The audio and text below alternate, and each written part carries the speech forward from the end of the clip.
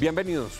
En un país donde los militares activos que visten el uniforme no pueden hablar por disposición constitucional, su voz, sus inquietudes, sus reflexiones y preocupaciones muchas veces se expresan a través de una muy prestigiosa organización de oficiales de la Reserva Activa que se llama ACORE.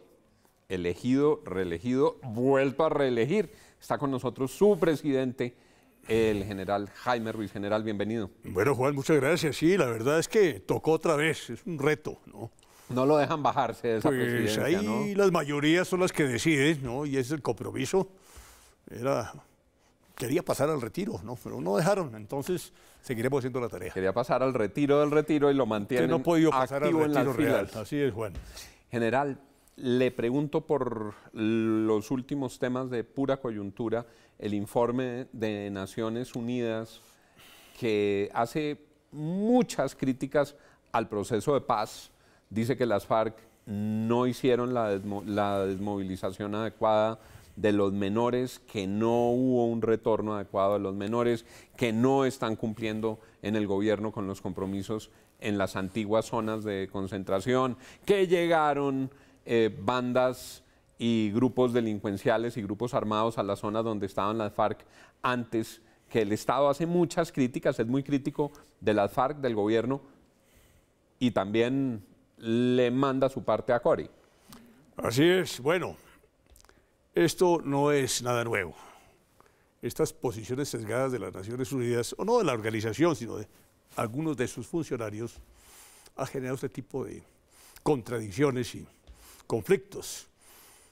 Por primera vez, cuando asume la responsabilidad pues, de designar quiénes iban a hacer la verificación de todo este proceso, se generaron dificultades por la forma tan sesgada como se escogieron los países que estarían representados en este tipo de actividad. Lo hicimos ver, nunca hubo una respuesta clara. Esto que cuestionan ahora, después de mucho tiempo, ¿por qué no lo hicieron oportunamente? ¿No? Si eran los verificadores. Tuvimos una estrecha relación con Jean Arnaud, en que encontramos una persona profesional y seria. Pero quien se pronuncia ahora aquí al interior del país es el responsable de la Unidad de Derechos Humanos, que ha sido un contradictor permanente de las fuerzas militares. ¿No? Es una persona pues, que para nosotros pues, no tiene ninguna aceptación. Le pregunto, usted acaba de dejar al aire una inquietud. ¿Por qué no se pronunciaron antes? Estos asuntos, por ejemplo, el problema de la movilización de los niños, dice Cristina Plaza, se los advertí hace meses. Por ejemplo, el problema de llegada de otras fuerzas criminales, ¿por qué no lo dijeron antes? ¿Será que hubo cálculo electoral? Porque es muy raro que lo saquen justico después de que ya pasaron las elecciones. Sí, Juan, esto permite cualquier tipo de lectura. Y obviamente, pues no, ese sesgo que han asumido, pues genera una desconfianza, ¿no?, en sus pronunciamientos. La verdad es que lo que han dicho no nos afecta ni nos interesa, porque no corresponde exactamente a la realidad en lo que tiene que ver con nuestra participación como Reserva Activa. Ahora, cuando nosotros asumimos cierta vocería desde el punto de vista institucional, lo hacemos coordinadamente con el alto mando. Lo hacemos coordinadamente con el alto mando, no solamente militar, sino policial. Tenemos una mesa de trabajo, 18 asociaciones. Estamos en un estrecha contacto. 18. Hace un mes estuvimos reunidos con el comandante del Ejército. Hace 20 días con el comandante general de las Fuerzas Militares, quienes participaron como firmantes de un documento, excomandante de las Fuerzas Militares. Hay una relación estrecha. No es que asumamos posiciones ahí como rueda suelta, no. Desde el punto de vista institucional estamos totalmente identificados. Hagamos un balance general para muchos de nuestros televidentes que no lo conocen.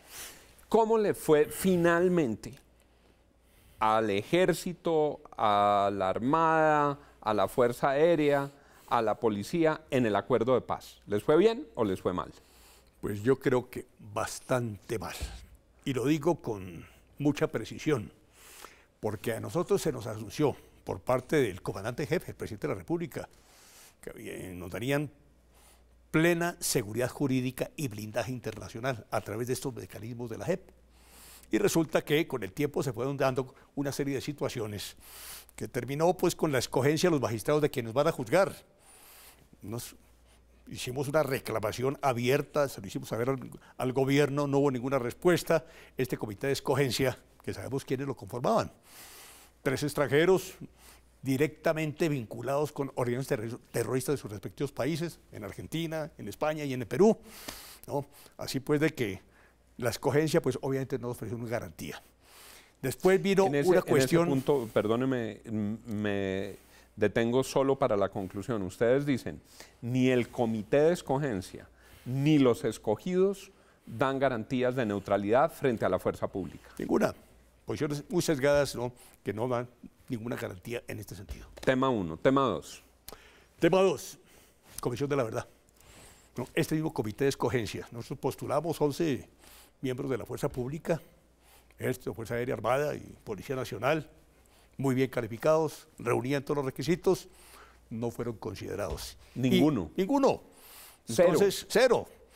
Y al día siguiente de su postulación, de su designación ya como grupo organizado bajo la dirección del sacerdote jesuita de RU, ¿no?, dijo, vamos a trabajar y nuestra hoja de ruta será el basta ya, un informe que es mortal, ¿no?, tremendo, donde únicamente las fuerzas militares y la policía son los responsables de toda la tragedia nacional, ¿no?, y la famosa comisión histórica. Entonces, segundo, Comisión de la Verdad, quedaron excluidos, les pidieron las hojas de vida, no las tuvieron en cuenta y consideran también que quienes están ahí no ofrecen garantías de neutralidad. Bien. Tercero, si le entiendo bien, para ir recapitulando, el informe basta ya, para usted no es un documento adecuado. Y el de la comisión histórica que se negoció ya. Entonces, en estas circunstancias, pues, garantías 0. Para completar, hicimos un trabajo fuerte con el Congreso de la República, nos entendieron, se lograron que algunas observaciones y reparos hechos por nosotros estuvieran en cuenta. El Congreso se pronunció y determinó una serie de inhabilidades para muchos de estos magistrados que no eran de garantía para nosotros. Entonces vino una reacción del gobierno que no entendemos, ¿no?, por qué no permite, ¿no?, que eso se dé y que el Congreso, su plena autonomía, ¿no?, haga valer sus derechos y no se trate ahora, ¿no?, de resolver a través de una situación que está estando ahí en la Corte Penal Internacional sin saber qué va a pasar. El gobierno no respetó lo que había dicho que iba a respetar, que era la voluntad del Congreso en la tramitación de estas normas. Y otra más, se lo puedo agregar también, ya se hizo público ahorita que la JEP, ¿no?, pasó un proyecto de ley, ¿no?, con la cual se va a activar y donde va a definir las formas de actuar. Son 200 artículos, muchos de ellos, ¿no?, son de gran perjuicio para la fuerza pública. Favorece mucho a la organización terrorista FARC, mucho. A nosotros nos afecta en materia de defensa. Así pues de que, por eso decimos, esta jurisdicción especial fue hecha a la medida para las FARC y muy desfavorable para los miembros de la fuerza pública. Señor presidente, lamentablemente no honró su compromiso. No hay plena seguridad jurídica ni tampoco blindaje internacional. El general Jaime Ruiz, presidente de ACORE. Este informe al que nos veníamos refiriendo, pero muchos otros trabajos y las voces de los ciudadanos indican, general, que donde estaban las FARC y hubo alguna desmovilización, llegaron otros grupos terroristas, otros grupos de narcotráfico, otros grupos armados, llámense el Clan del Golfo, llámense el ELN, llámense mafiosos brasileros o mexicanos, antes que el Estado. ¿Por qué esa reacción no fue eficaz para que se fueran las FARC y llegara la fuerza pública para garantizar la vigencia de las instituciones legítimas de Colombia? A ver, en este tema hay que ser justos. Justos en el sentido de que el alto mando militar y su Estado Mayor preparó un plan, el Plan Victoria, que comprometía no solamente a la fuerza pública, sino también a distintos entes del Estado. Se crearon las llamadas carpas azules en las distintas zonas de concentración, que era el sitio de coordinación de todas estas entidades para cumplir la tarea que les correspondía.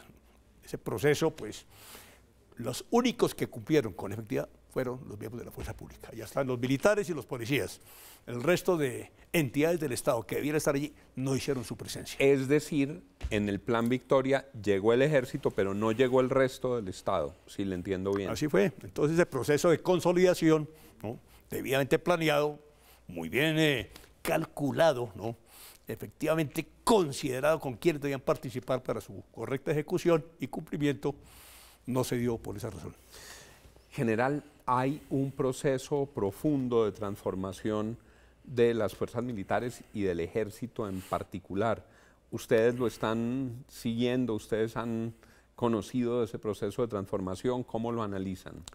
A ver, hay que entender que tenemos una estrecha relación con el mando militar y con el mando policial. De eso no hay duda, ¿no? Y el mando militar nos da a conocer periódicamente, ¿no?, todo este proceso y el proyecto que está adelantando. Es un trabajo de equipo, del Estado Mayor, no de una persona. Y se visualiza en función de la situación del momento frente a las amenazas, las distintas circunstancias que pueden afectar el orden interno, el orden externo también, ¿no? Porque en esto pues juegan esos dos factores.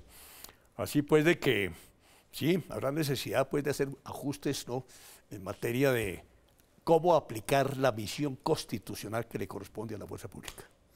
General, para cerrar, que nos quedan los últimos minutos, hay una preocupación creciente en Colombia por el deterioro del régimen de Venezuela, por el padecimiento de su gente, por la altísima migración, por el desmantelamiento del aparato productivo, por el favorecimiento, por ejemplo, a terroristas del ELN que actúan en Colombia y vuelven a Venezuela. Pero también hay temor porque cuando un régimen se desmorona puede querer estimular un conflicto binacional. ¿Cómo está Colombia hoy desde la perspectiva de la defensa nacional, de la seguridad nacional, para prepararse, para enfrentar, para estar lista frente a cualquier contingencia en Venezuela? Tenemos las fuerzas militares mejor calificadas de la región, quizá del continente, con comandantes, con combatientes muy expertos. Pero sí se requiere, ¿no?, en materia de tecnología, sí se requiere, ¿no?, en cuanto a otros recursos para generar la suficiente disuasión, ¿no?, apoyo del gobierno central, presupuesto, que ha sido muy restringido.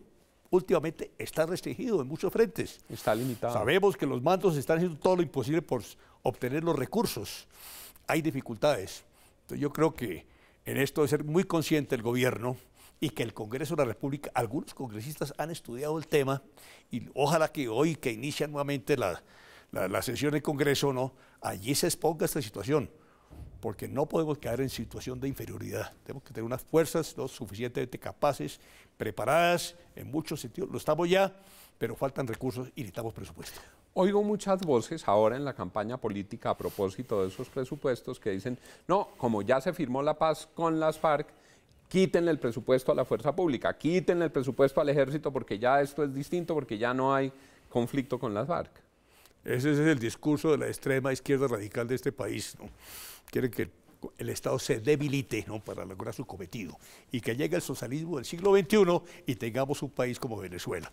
Por eso nosotros de la Reserva nos preocupamos. Hay que atajar este gobierno de transición que ha anunciado la extrema izquierda radical, o si no, terminamos como Venezuela. Es el general Jaime Ruiz, presidente de ACORE, a quien le agradezco mucho que nos haya acompañado hoy y nos haya permitido compartir las visiones que ustedes están defendiendo desde esa muy importante asociación.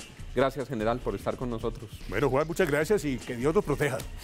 Que Dios nos proteja, sí, señor.